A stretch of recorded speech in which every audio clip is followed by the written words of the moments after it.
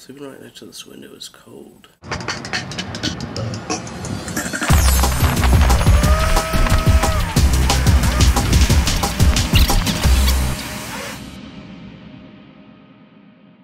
That is an eagle's nest.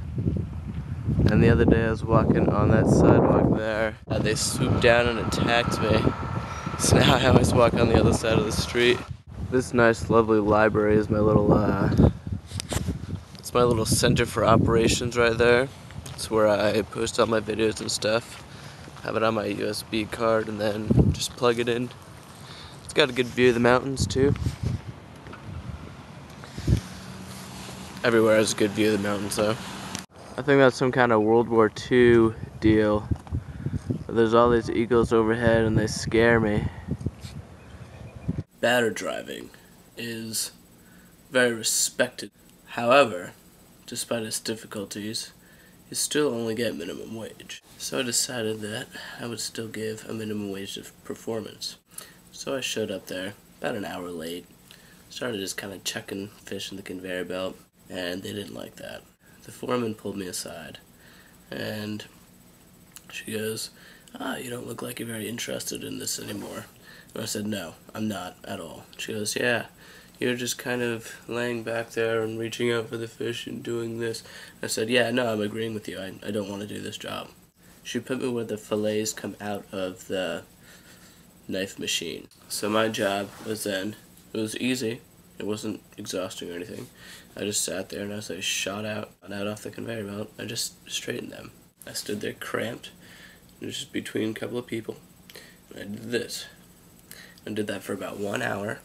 I went on break and I was ready to quit. Yeah, I was talking to one of my buddies and he's like, alright, I'll catch you for breakfast, and it's like, I might not be here. Here, if you quit, they just kick you off on the island. If you get kicked out, you have to vacate the premises in an hour. So I walked back down there and I just walked up to her and I said, I cannot do this job. She goes, well, it's either this or batter driving. I was thinking, well, I guess I had to be a batter driver because I'll probably freak out and kill something if I continue to do this fillet line deal.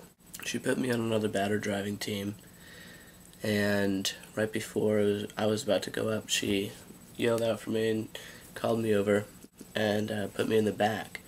All the fillet is collected and put in these baskets, and then the baskets are inspected and put on a conveyor belt that comes around. Then there's another conveyor belt over that conveyor belt with trays coming from the other side. So you grab a tray and you put it down in front of you, and the fillet basket comes around, and you grab it and you flip it like that, and all the fillet flop inside the tray, and it works really great. But with this job, I can look here, and I can look here, and I can look here, and I can look around at myself, and my feet can move, and I'm at my own station, and I'm not necessarily working as a team with these other people, right? There's about 5 people, but we all kind of do our own thing, and, you know, you keep a good pace, and I get to pick something up. You know, it's kind of this cool, like, skillful deal. My back doesn't hurt. The time goes pretty quickly. I really lucked out because I was almost kicked out in the cold. I mean, I got really lucky. I was ready to just grab my stuff and just walk out at midnight in Alaska.